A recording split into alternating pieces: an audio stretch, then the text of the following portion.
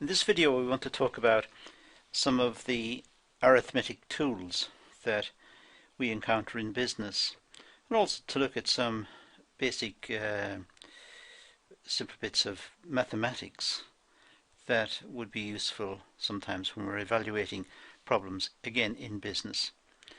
So as the slide here shows, we've got we want to talk about functional notation. We want to talk about the notation that we use when we're using numbers. The summation notation that crops up a lot in working in business. Different types of average, mean, median, mode, frequency tables, and presentation. Now if we go slowly through this, if you're not very mathematically minded, it's still quite straightforward and quite easy, quite logical to follow. If at any time you're getting a bit confused, just stop the video, make some notes on it, and you can check it. There are lots of sources online, or simple mathematics books and statistics books can shed light on it as well. But I don't think there's very much to concern you in what we're about to do. So for a start, the functional notation. What we often use, I'm going to put the cursor onto the screen, we often use F for function. So we say demand is a function of price. F means depends on. Y depends on X. Y is a function of X. And we write it as Y is a function of X. Demand for petrol is a function of price. Demand for petrol depends on price. It's slightly more than depends on. It means that there is some sort of precise relationship between the two. In economics, people would say, well, as the price rises, less will be purchased. But it depends. All we're doing here is we're saying there is a relationship between those two, petrol and price, or between X and Y. Y is a function of X. One's related to the other. And we can identify two things here straight away with this little term over here. Y depends on X. Y is the dependent variable. Y gets its value from X. So whatever X is, Y is equal to that. So Y is depends on X. So this one here is independent, the independent variable. It's independent, doesn't depend on anything else. But Y depends on X. So it's the dependent variable. Now, the F here is called an implicit function. It's implicit because it tells us that Y depends on X, but it doesn't tell us how it's dependent on it. It just tells us it is. Y depends on X. It doesn't tell us how, what the relationship is.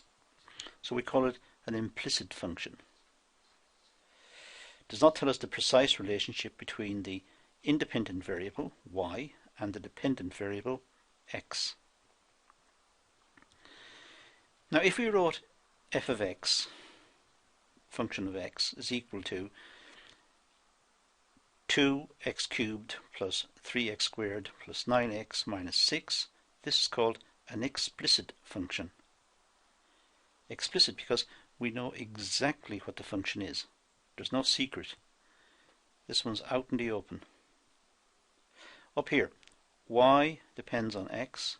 That's implicit. We don't know what the relationship is. Down here, we do know. We're told. So that's explicit. Now, if we know the value of x, we can evaluate a function. So let's say we're saying that f of x, some function of x, is equal to this lot. And we're also told that x equals 2. Now just put x equal 2 into here.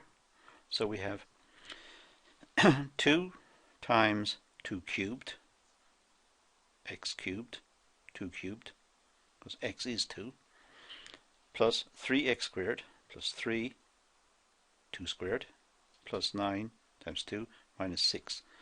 Carry on, carry on, carry on. So we get the function is 40.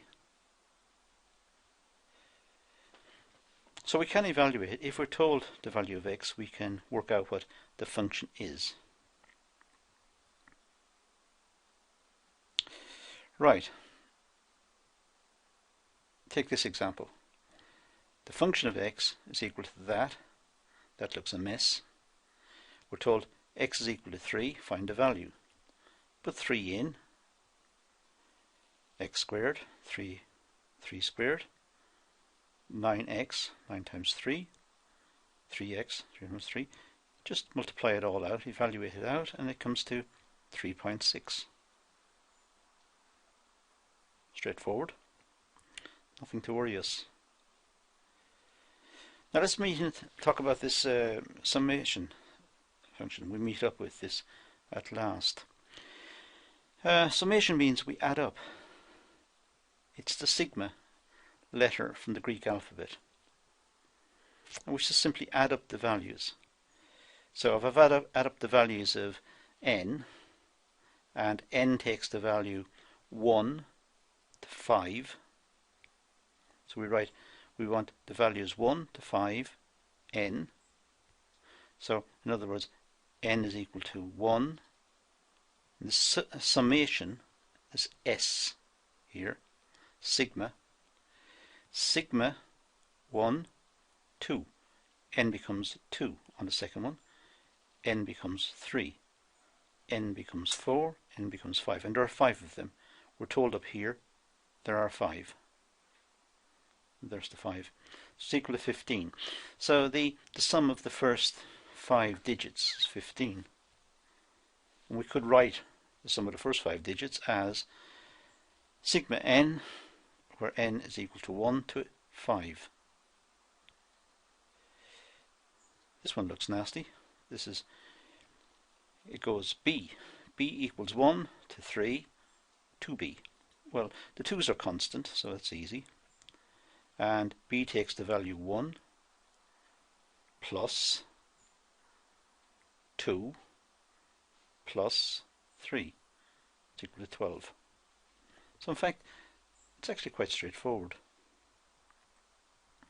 Find the value of this one. Well, it's just the arithmetic is getting nastier. The concept is actually quite straightforward. C is equal to 1 to 4. So C equals 1 up to 4. Sigma 2C plus 2 equals. Now, insert what we know. We know C equals 1. So it's 2 times 1 plus 2. 2 times 1 plus 2. Plus 2 times 2 plus 2 plus 2 times 3 plus 2 plus 2 times 4 plus 2 equals 28.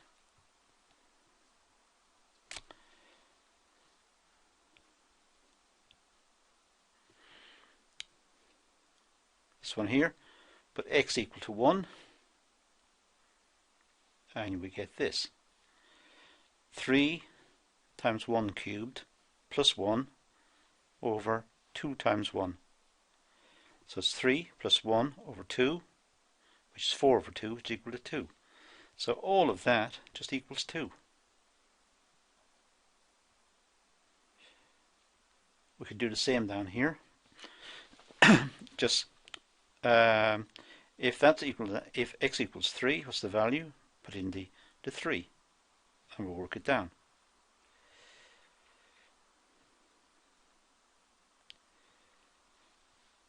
What is the value of this summation? Well, n is equal to 1 to 3 of 4n.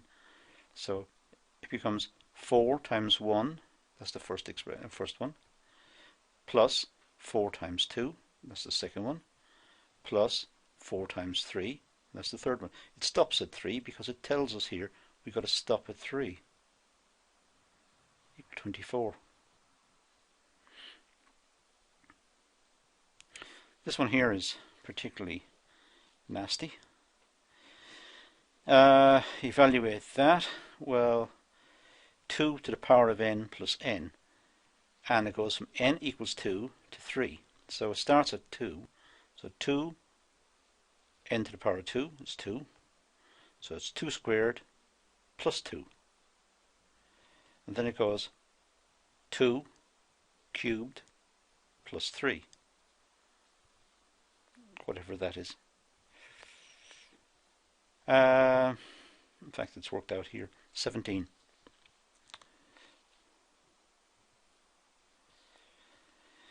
Okay, averages. Well, the arithmetic mean is the most popular one. It just add up the numbers and divide by the number of numbers you've got. So you've got 2, 4, we've got 5 here. So it's 2 plus 3 plus 4 plus 5 plus 6. 2 plus 3 plus 4 plus 5 plus 6. 5 and 6 is 11, 11 and 7 is 18, and 2 is 20. So it's 20 divided by 5, which is equal to 4. The average is 4. The mean is 4. Find the mean of that. You just simply write this down. Here there are 2, 4, 6 of them, so divide by 6, and it's 4 and 2/3. And in general, when you get a set of numbers, the arithmetic mean is normally written as x bar, and it's found as x plus 1 to 10 divided by n, or if you like, just add it up. We got the summation notation earlier, so it's 1 to n of xn divided by n. That's the general formula. You don't have to remember it, but it's, you know, that's what it looks like. Find the average of that. 2, 4, 5 numbers, down to 5 numbers, divide by 5, it's equal to 5. This one here has got minus signs, so you got 2, 4 of them. So you got that, plus minus 7, plus 7. The top, the numerator, as we call it in fractions, the numerator is equal to 0. Well, 0 divided by 4, a quarter of nothing is still a nothing. So a quarter of 0 is 0. If you don't have anything and you get a quarter of it, you still have nothing. The median is the middle number. When we have, let's say, 5 numbers, an odd number here, it gets easy. First of all, you organize them in sequence. So we put down 2 first, then 5, 6, 7, 9. So organize them in order of magnitude. Then take the middle one. That's the median. 6.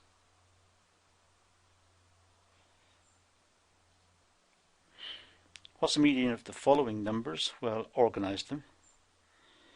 You got 6 numbers, so write them down there. Now, there isn't an obvious middle number. So what's the middle number? 1. There's 6, so 1, 2, 3. There's 1, 2, 3. So it's somewhere in the middle here. So you could take an average of 4 and 6, which will give you the 5. So the median is 5. It's in the middle. 3 numbers on either side.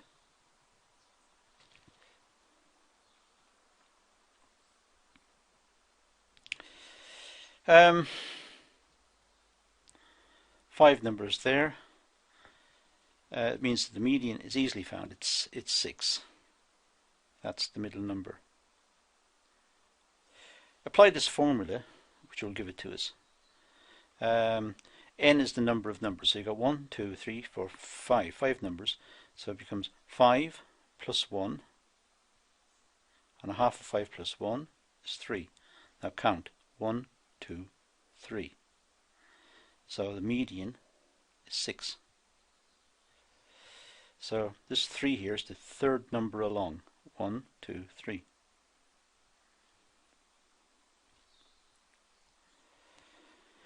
Well, we can apply this, the same formula, so we can apply that. Now, have a look at another example. What's the median of 2, 6, 1, 7, 14 and 9? Write it down in order of magnitude.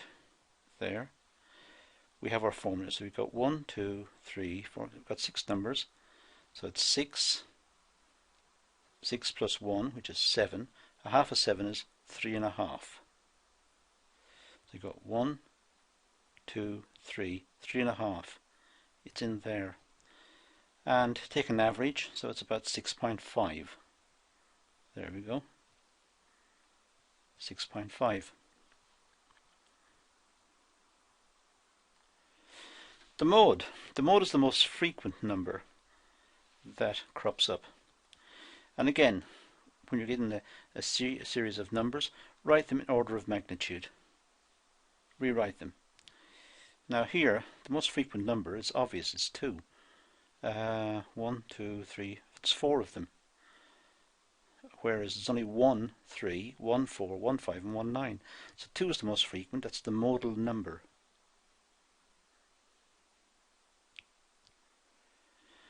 Now for a frequency table, well, go back to this one here again. Now if we write this down in terms of frequency, we'll just call this set of numbers x here. So we've got 2, 3, 4, 5 and 9. There's a 2, 3, 4, 5 and 9. Now for the 2, the 2 occurs 4 times. The frequency is 4 times. The 3 only appears once. The 4 appears once, 5 once and 6 once. Add those up and we get 8. 2, 4, 6, 8. There are 8 numbers and the frequency adds up to 8. So what we've done is we've made a frequency table. We've worked out that there are 4 2's. So we can represent that set of numbers as a frequency table.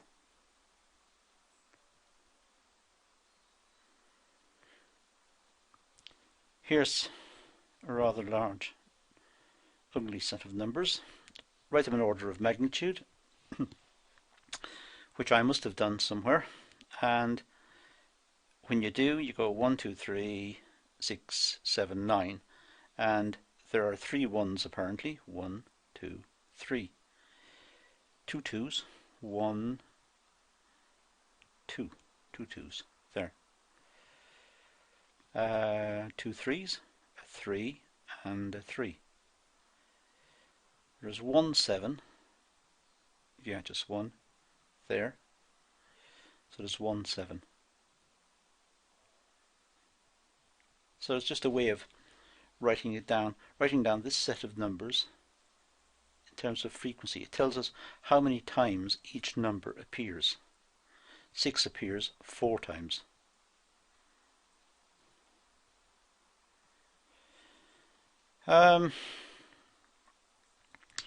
These can be represented, these frequency tables can be represented using computers or graph paper, and different types of graphs can be produced. Histograms are normal ones to show the frequency.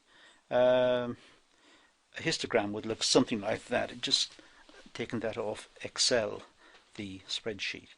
But as you can see, different numbers can be shown. Excel, in fact, you can play lots of games with Excel. There are different types of graphs for different situations. Okay, so in this class we've looked at mean, median and mode. We've looked at the functional notation. We've looked at functions and getting a value for functions, and we've looked at frequency tables as well. And that just about concludes this session. Go back over the video. You can turn off the sound if you wish and just look at the slides and make your own notes, and pad out your notes from parts of your own research into other material that we provide, and it's also widely available on the net. So in the meantime, that's it for now, so thank you for watching.